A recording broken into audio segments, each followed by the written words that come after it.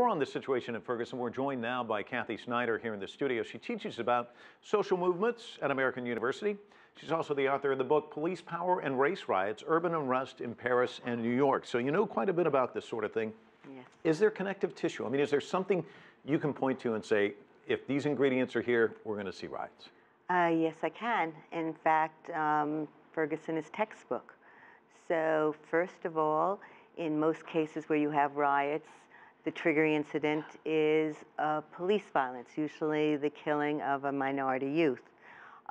It is usually occurs in cases in which the relationship between the police and the community has been poisonous and the tensions are combustible.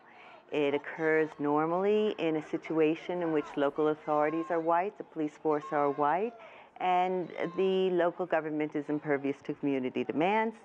And it usually occurs because the initial response to nonviolent protests is police overreaction, often by rushing crowds, in the Ferguson case, using military gear, firing rubber bullets. All of these things are textbook examples of the kinds of incidents that lead to riots. Is there a match that can ignite it? Because this video, you've seen it, I'm sure, the New York Times, the stepfather saying, let's burn this place down, basically, and saying it over and over again. Is that something that incites them, or is it something that would just happen organically without that? It happens organically without it. Does that help to propel it, though, in a sense? It wasn't a wise thing for him to say, and he regrets it himself. It was emotional. But I think the community felt that they were giving the justice system a chance to work.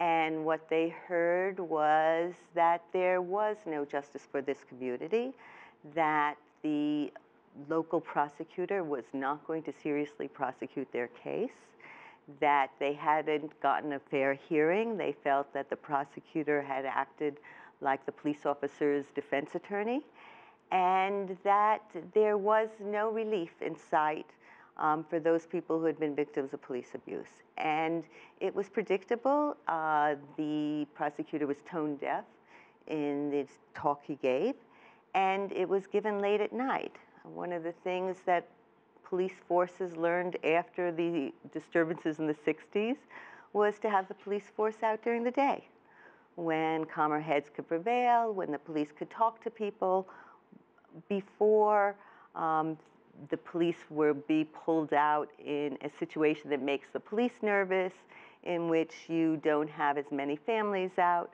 So everything about it was done badly. Hindsight's always 20/20, but are there steps that can be taken to diminish this sort of thing, or is this something that's going to happen no matter what? It rarely happens in the United States, so it's not hindsight's 20/20. It doesn't happen in New York. We've had more engagement. Is that the key then? More engagement with the community is key. Having political representatives talk to the community. There has been 3 months when local authorities, the mayor, could have been out talking to the community. There have been nonviolent protests for 3 months. There were so many opportunities. The prosecutor could have been talking to the community. No engagement with this community at all. What do we learn about Oakland, California, Washington, D.C., some of the other areas where we're seeing you know, these protests percolating? What does that say about those communities? So there's an endemic problem across the United States with police violence when police patrol poor Black and poor Latino communities. These communities feel that their children are not safe, that the police officers don't protect their children, and that their police officers can shoot their children with impunity. So this is an issue that is causing a lot of pain. Yet in most cities, the form in which these protests take are nonviolent, organized, standard protests. They've been protests across the country. People have also gone to Ferguson for months. These protests have been nonviolent. But there is a touchstone, and people want to say Ferguson, is not alone. The police force there may be worse.